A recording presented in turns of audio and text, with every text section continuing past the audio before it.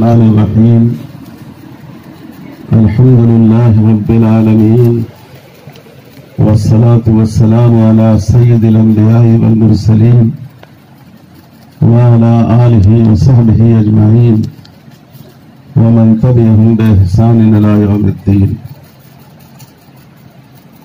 جامعہ فلاح دارین کے محترم اولی قدر حضرت مولانا محمد خلیل راغب صاحب دامت برکاتہم نہ صرف صوبہ گجرات بلکہ پورے ملک کے موقر عالم استاد الاساتذہ اور آسمان فقر فتاوہ کے روشن ستارے حضرت مولانا مفتی احمد خان پیری صاحب دامت برکاتہم، حضرات علماء کرام، بزرگان محترم، صبح سے آپ نے بڑے اہم خطابات سنے ہیں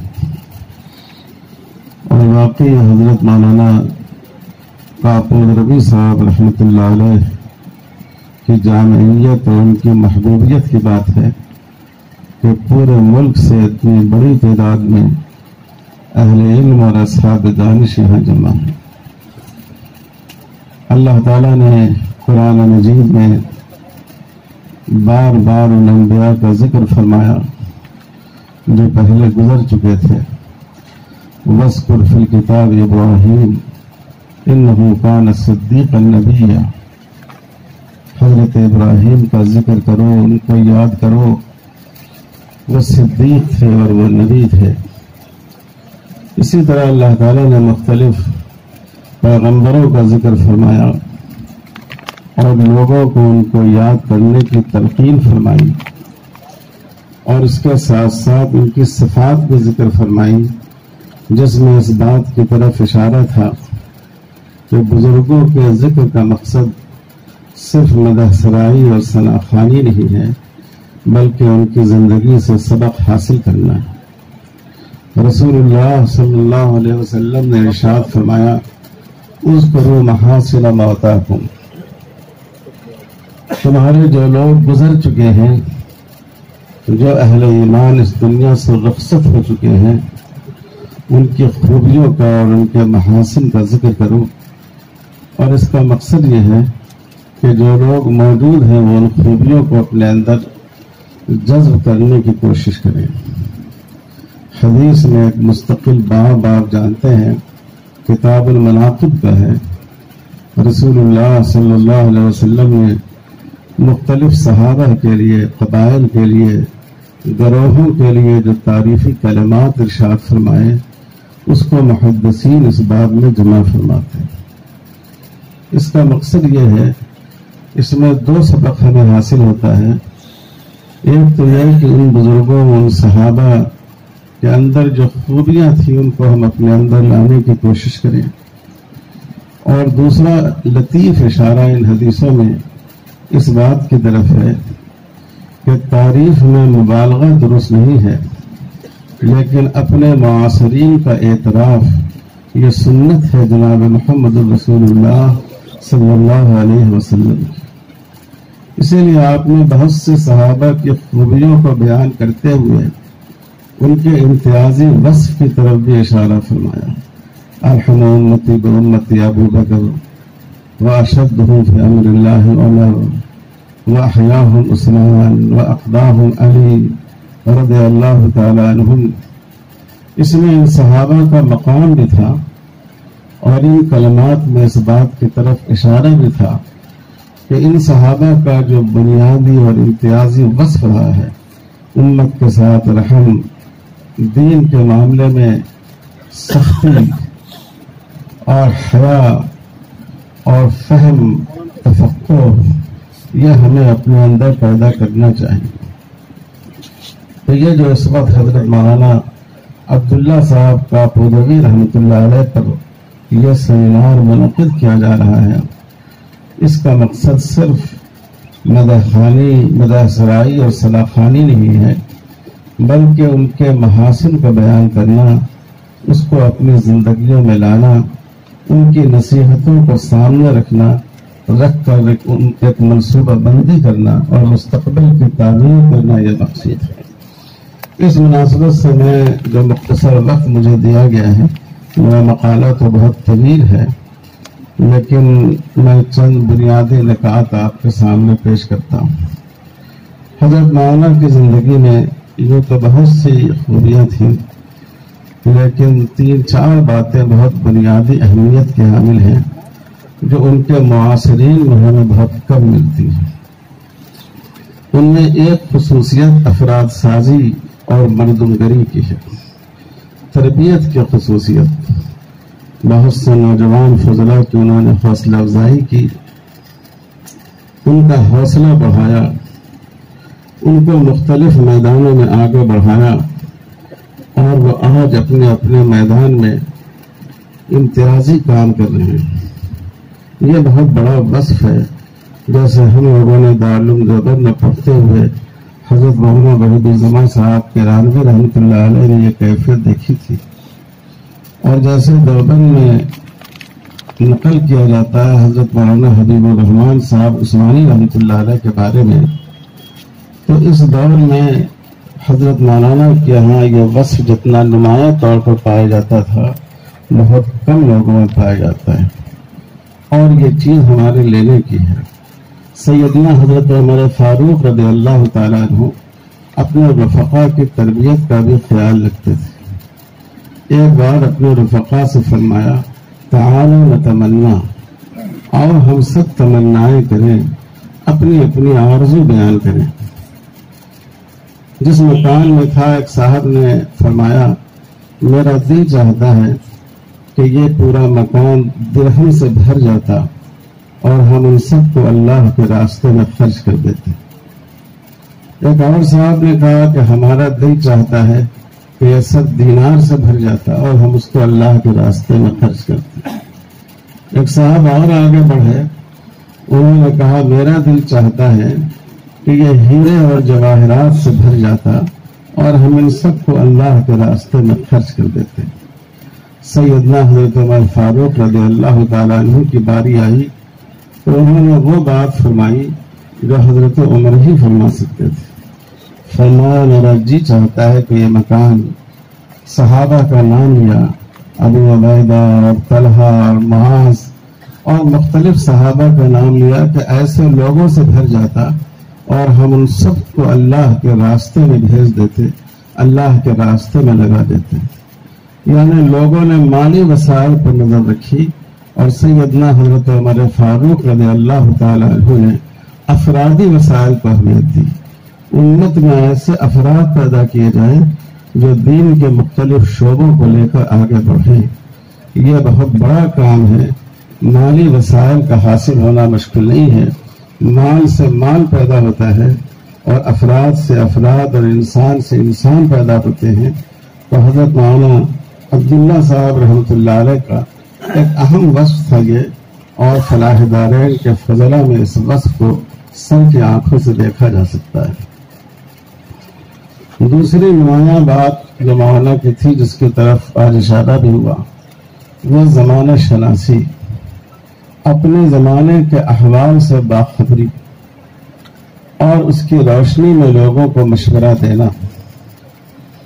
آپ نے دیکھا کہ حضرت مولانا نے یہاں انگریزی زبان شروع کی۔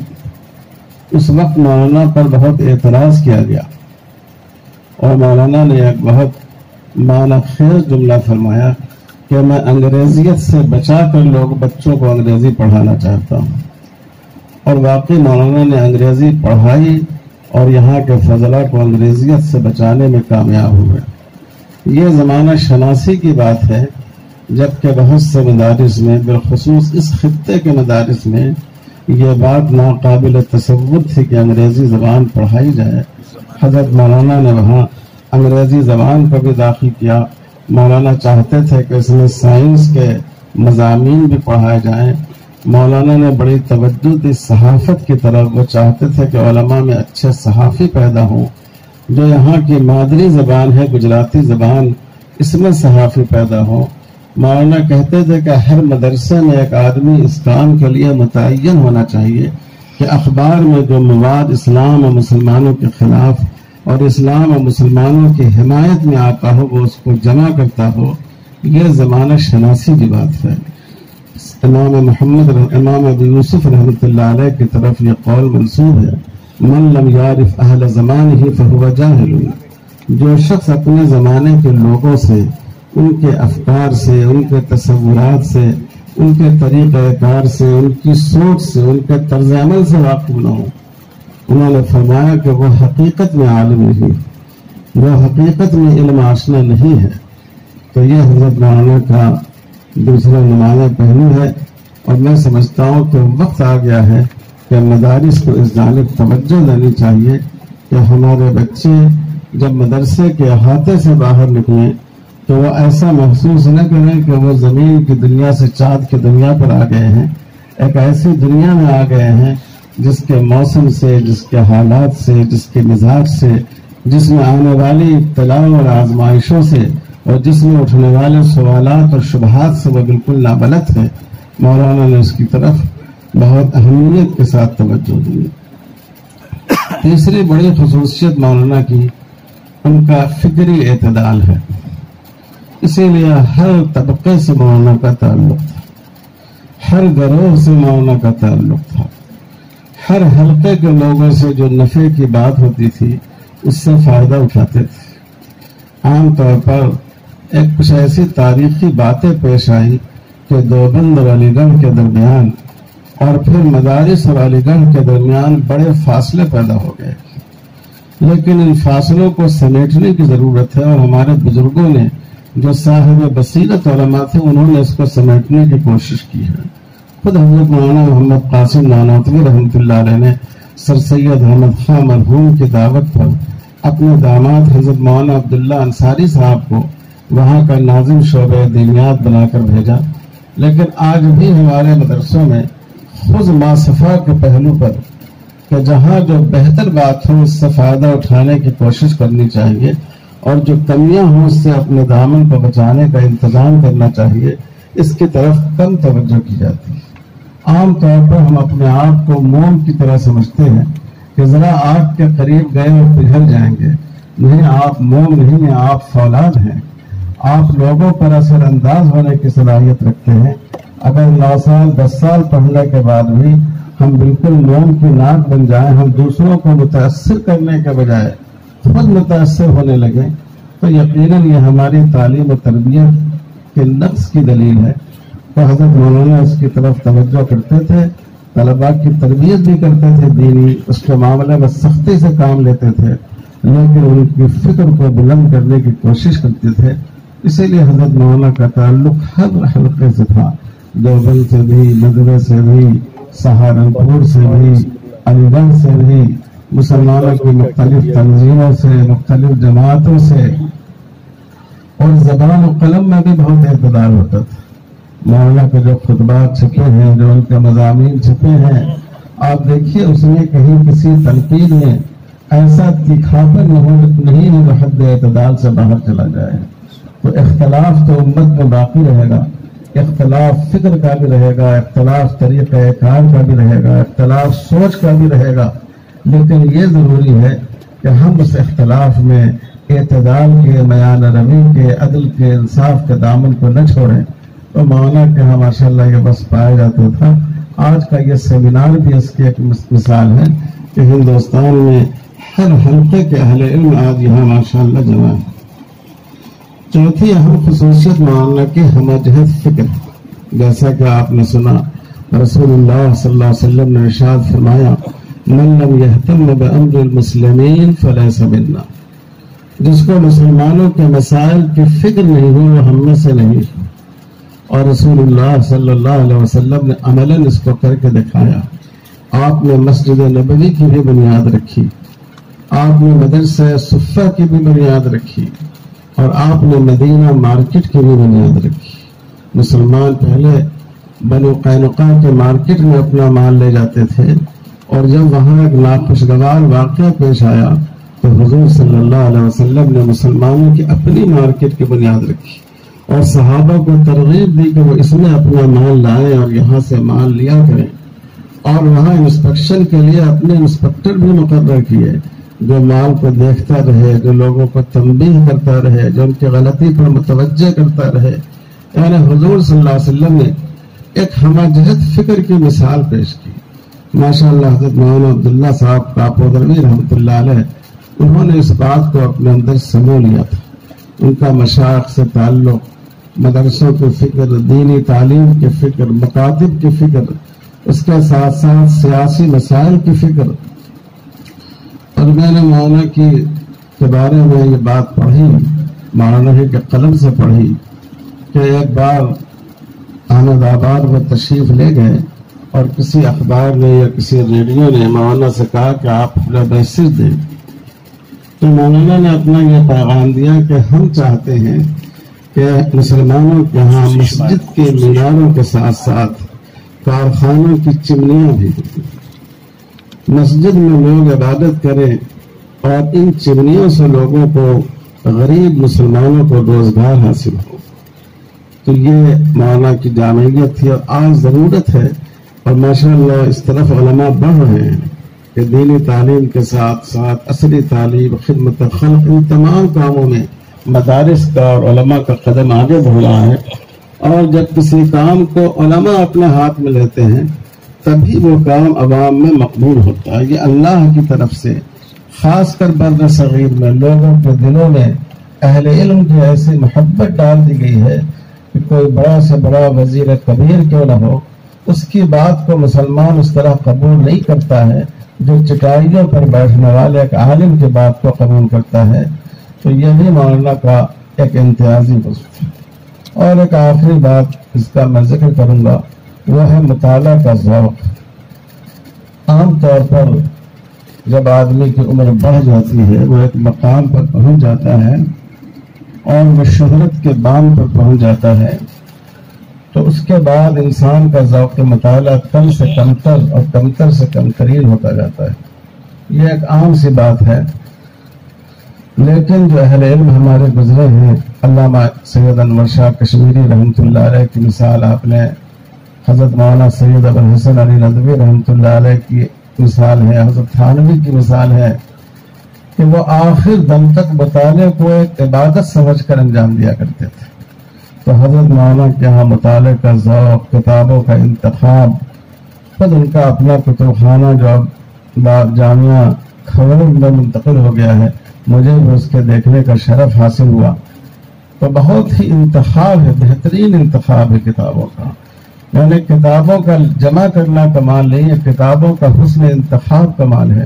یہ مولانا کے یہاں یہ بات دیکھنے میں آئی، اور اسی لیے جو ان کے مکتوبات ہیں اس سے ان کے علمی ذوق کا اور کتابوں سے مراجعت کا اندازہ ہوتا ہے۔ اور جتنی تقریریں میں نے ان کے دیکھی علماء اور طلباء کے درمیان، سب میں انہوں نے مطالعہ پر زور دیا ہے، مطالعے کی طرف توجہ دلائی ہے۔ امام اوزاعی رحمۃ اللہ علیہ کا قول منقول ہے کہ کثرت تالیف اس امت کے معجزات میں سے، امت محمدیہ کا اعجاز ہے کثرت تالیف۔ تو کثرت تالیف اور کثرت مطالعہ یہ اس امت کی خصوصیت رہی ہے، اور ہمارے اکابر اور بزرگ اس کی بہترین مثال ہیں۔ حضرت مولانا اشرف علی تھانوی رحمۃ اللہ علیہ سے ایک صاحب نے پوچھا کہ حضرت مطالعہ تو کرتا ہوں لیکن بات ذہن میں محفوظ نہیں رہ پاتی ہے، تو سوچتا ہوں کہ اس کا کیا فائدہ ہے۔ حضرت نے فرمایا کہ 1 سال پہلے تم نے کیا کھایا تھا؟ ظاہر ہے 1 سال پہلے کا کھانا کس کو یاد ہوگا؟ 6 ماہ پہلے، 2 ماہ پہلے، 1 ماہ پہلے۔ پھر حضرت نے فرمایا کہ 1 سال پہلے جو تم نے کھایا، 6 ماہ 2 ماہ پہلے جو کچھ تم نے کھایا، وہ کھانا تم کو یاد نہیں ہے، لیکن اس کھانے کا اثر تمہارے وجود میں موجود ہے۔